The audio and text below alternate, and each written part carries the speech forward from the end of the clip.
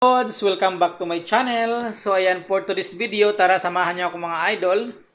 Panoorin niyo ako kayo magluto gani ako ngayon sa sura ko na pang-almusal. So syempre, ang lulutuin ko mga idol ay ginisang gulay. So mekos-mekos na gulay ito mga idol, no? So syempre meron tayong bawang sibuyas na panggisa at syempre yung ating pansahog na manok, yung ating talong, malunggay at saka okra. So ginisa ito mga idol na lalagyan ko siya ng konting tuyo. So para siyang ginisang may tuyo. At siyempre mga idol, siyempre marami tayong stocks na mga gulay-gulay. So meron tayong stock dito na munggo, meron tayong talong, kamatis, carrots, may saging at saka patatas, bawang sibuyas. At meron tayo ditong stock siyempre na onion dahon, onion leaves. So yun mga idol lang ating stock at saka ito yung ating mga gulay. So siyempre kailangan natin kumain ng gulay sa araw-araw para maging maganda ang ating kalusugan. Kaya shout out sa mga mahilig sa gulay. So mga idol, sisimulan ko na ang paggisa. Kita ba ako sa camera? So sisilip muna ako sa camera mga idol siyempre para legit na akin talaga to. Hi!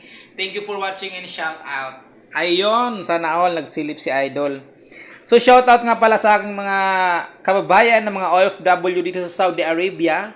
And shoutout sa mga kaibigan ko dito sa Pilipinas, sa mga Bisaya, shoutout po. Shoutout sa mga taga Aroroy, Masbati, ayan sa mga kababayan ko dito. Kaya syempre Masbati nyo talaga kita. So shoutout sa aking mga kababayan na mga taga Masbati. So magsimula na ako mga idol maggisa sana akong gulay. Isa na nga pala ko and syempre shoutout nga pala and pahiram po sa may-ari ng lutuan na to. Ayan. Sa mga kasamahan ko na may-ari ng lutuan na to, shoutout po and pahiram muna ako. And don't worry kasi hinugasan ko naman ng maayos after ko gamitin. So wala kasi akong lulutuin ng may sabaw or pagmaramihan yung kasi kawali lang ang meron ako. So pahiram muna, no? Thank you so much. So guys, magigisa na ako. Back to you. Bago ka pa lang sa aking channel, ayaw kalimutin mag-follow and mag-subscribe at syempre pa-share na rin mga idol kung nagustuhan nyo ang aking video. Yan. Again, shoutout sa mga OFW dito sa Saudi Arabia ng mga virgin tsaka mga tigang. Sana all. Syempre mga idol, mekos po na gani ang aton bawang sibuyas. Shoutout po sa mga manunood, no? Sa mga viewers ko dyan at sa mga followers ko, shoutout. Thank you po sa pagpanood and pag-sharing, pag-follow. Walang sawang pasasalamat po dahil napakalaki ng tulong nyo sa aking channel sa pamamagitan ng panood, pag-sharing at saka pag-follow at pag-subscribe. Thank you so much.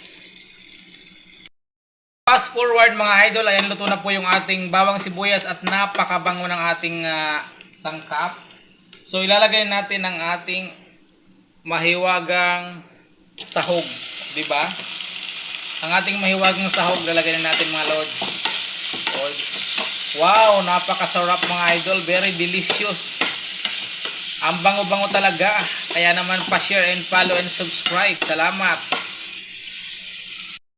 Fast forward mga idol, nakalipas ang ilang minuto. Ayan, luto na po yung ating sahog at syempre lalagay natin yung ating mga gulay.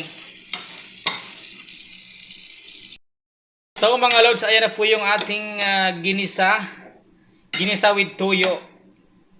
Lagyan natin yung ating mga sangkap,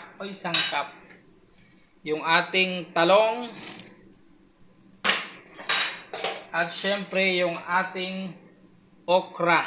So mga idol, hugas na yan ha, nahugasan ko na po yan, malinis na po yan. At syempre susunod natin dyan yung ating malunggay. Di ba mga idol, napakasarap ng aking ulam ngayon, ginisa with tuyo. Konting sabaw lang yan mga idol, konting sabaw lamang. Abangan ang finish. So mga lods, ayan na po yung ating ginisa or adobong gulay at ilalagay natin yung ating malunggay na pampahaba ng buhay, sabi ni Doc Willie Ong.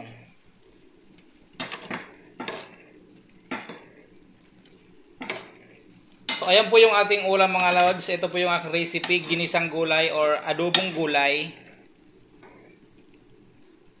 Simple lang siya mga idol pero masustansya, di ba? Sana all. Thank you so much. Thank you for watching. Ayan, please follow and share po.